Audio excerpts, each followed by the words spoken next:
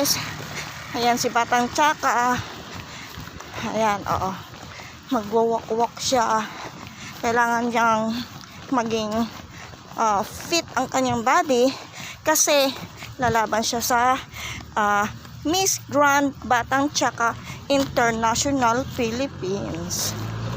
Ayan, sinasanay ko na siya.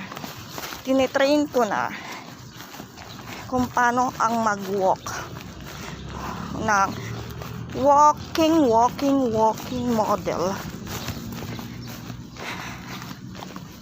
Ito anak.